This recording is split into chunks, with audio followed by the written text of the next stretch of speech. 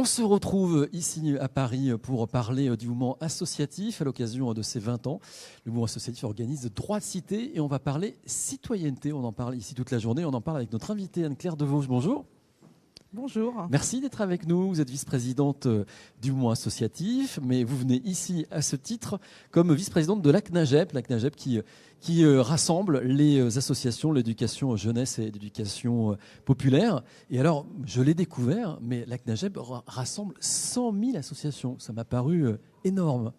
Oui, alors c'est le CNAGEP en fait. Le CNAGEP, pardon. Mais c'est vrai que c'est un cercle assez grand en fait qui s'est constitué historiquement à la fois des associations qui sont nées au début du siècle dernier et qui ont œuvré vraiment du côté de la loi 1901, de l'associativité des personnes pour effectivement porter des actions qui les concernent et notamment au plus près du citoyen, au plus près du territoire.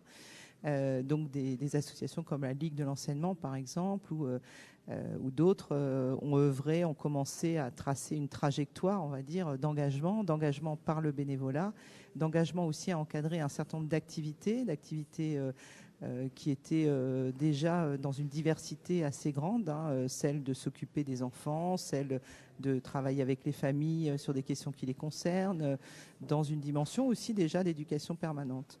Et puis, Première Guerre mondiale, Deuxième Guerre mondiale, les choses ont pris un essor nouveau avec le CNR et les Jours heureux, puisque là, il y a eu un élan démocratique à travailler vraiment la question de l'éducation à la paix pour ne pas reproduire ce qui s'était passé, donc cette arrivée massive des idées fascistes. Et du coup, un certain nombre d'entre nous sont nés dans cette période avant et après la Seconde Guerre mondiale. C'est le cas de mon association, par exemple, les CMEA, qui ont 80 ans.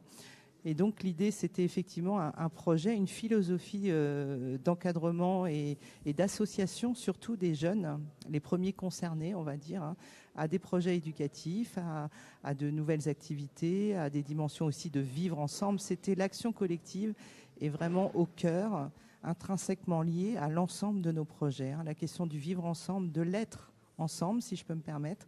C'est-à-dire comment fabriquer la cité avec ce tissage de liens et d'humanité pour effectivement construire la paix dans le monde. Il faut se connaître, il faut se comprendre, il faut tracer une trajectoire aussi d'éducation permanente. Voilà, ces idées-là étaient au cœur de nos projets associatifs respectifs.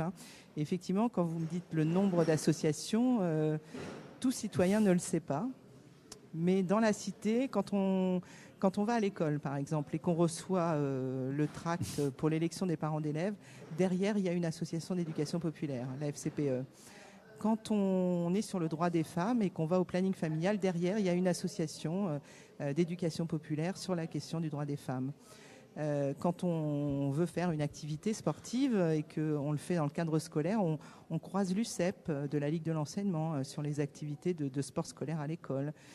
Quand on inscrit son enfant plus tard dans une activité d'escalade, elle est encadrée encore une fois par des animateurs d'éducation populaire d'une autre association. Je vais au théâtre dans ma petite ville à côté de chez moi et qui je croise une MJC, une maison des jeunes et de la culture. Il y a aussi toute la dimension sociale de notre projet qui est portée par un certain nombre d'associations. Donc la question des centres sociaux, par exemple, avec un projet sur le pouvoir d'agir, par exemple, qui est très très éloquent, qui redonne du pouvoir aux citoyens dans son quartier, dans sa ville, dans sa cité.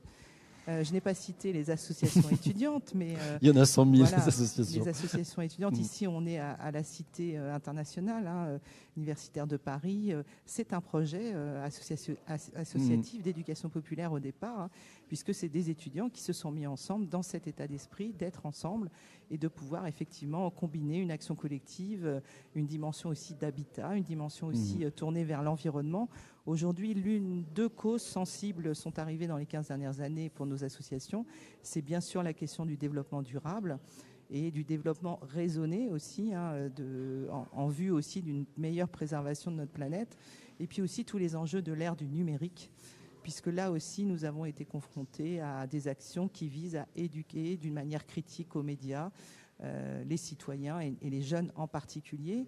Sur la question des usages, tout le monde a son téléphone dans sa poche, mais sait-il quoi faire de ces données ? Sait-il faire avec ces usages-là notamment sur Facebook. Le harcèlement scolaire à l'école, par exemple, est une autre cause que certaines de nos associations combattent à travers des actions de sensibilisation, de prévention et aussi de formation. Donc dans ce projet d'éducation populaire, vous voyez, il y a de quoi faire. Et effectivement, le citoyen lambda, on aimerait travailler, je pense que c'est l'une de nos ambitions collectives, de travailler à plus de visibilité de ce slogan que nous avons eu il y a une quinzaine d'années maintenant, qui était 100% EducPop. On avait un petit autocollant quand vous passiez la porte d'une MJC, d'un centre social ou d'une association qui porte ce projet-là. L'idée, notre ambition collective, c'était ce marqueur. Oui, vous rentrez dans un lieu qui est 100% EducPop. Voilà, et je crois qu'il faut effectivement qu'on retravaille cette question de la visibilité de ce projet qui a bien du sens dans la société d'aujourd'hui.